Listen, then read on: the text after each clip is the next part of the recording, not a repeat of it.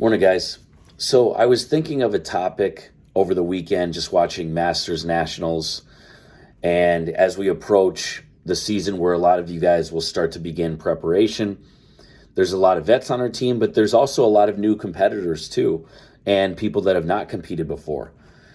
And the thing is that we have to remind ourselves that no matter what, we are in a very, very, very subjective sport. So, meaning we are judged basically on the judge's opinion of your physique. And it's basically critiquing that to the finest detail. The high and low scores are thrown out. And again, we're basically being judged by a judging panel's opinion.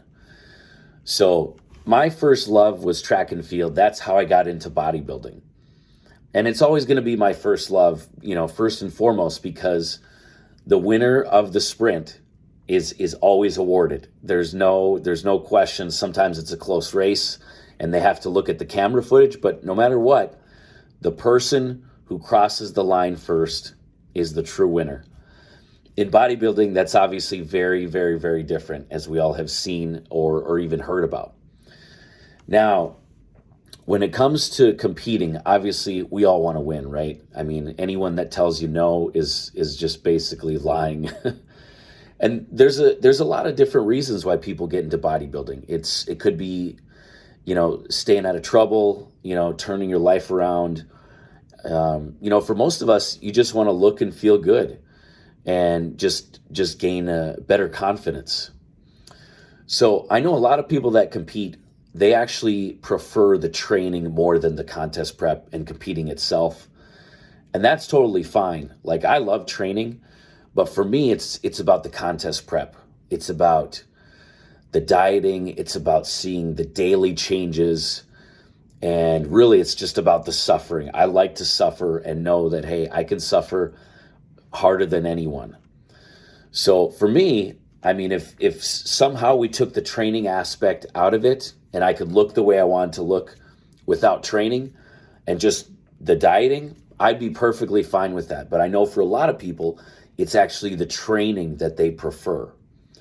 So when it comes to analyzing a prep, like I said, we all want to win. When that doesn't happen, you want something to basically take from the prep. What did you learn from the prep? But most importantly, you want to be able to look at those preps and really say to yourself honestly that there's nothing that you and your coach could have done differently to achieve a better look.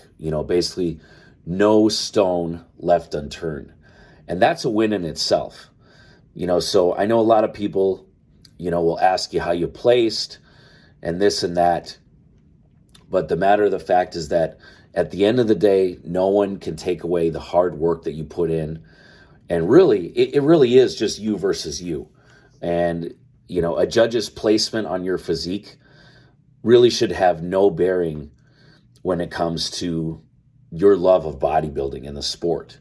Again, there are many, many different reasons of why people get into this and many reasons why people compete. But at the end of the day, it really is just bettering yourself from that previous prep or your best look to date. So I think it's important too, as a lot of us, are preparing to begin our contest preparation after the holidays.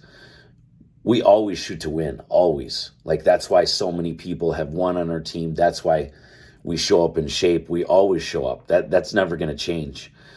So our goal is always to win.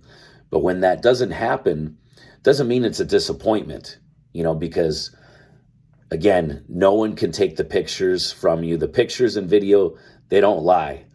And there's so many times to where the true winner, male and female, on stage were not awarded the win when they should have. But that doesn't matter. What matters is that you improved your look from your previous best and that you put everything into the prep that you could have.